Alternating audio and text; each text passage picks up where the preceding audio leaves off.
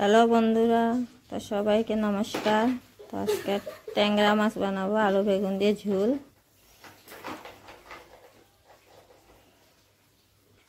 ট্যাংরা মাছগুলো কেটে নেব।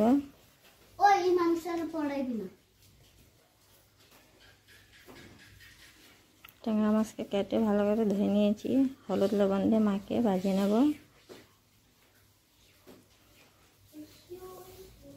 বেগুনগুলো ভেজে নেব, আলু বেগুন।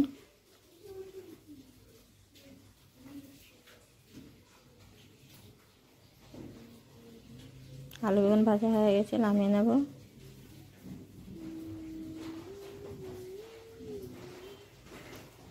সম্বাসে দিয়ে দেবো গোটা জিরা, পেঁয়াজ কুচি,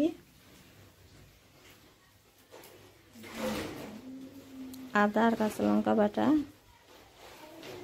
হলুদ গুঁড়া, অল্প জল দিয়ে দেবো, মশলাগুলো নিচে লেগে যাবে।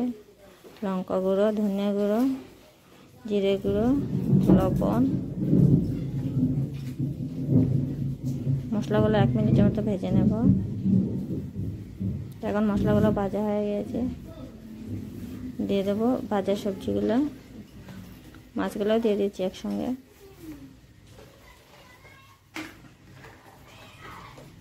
এই গরমে আর কিছু খেতে ইচ্ছা হয় না, পাতলা ঝোল।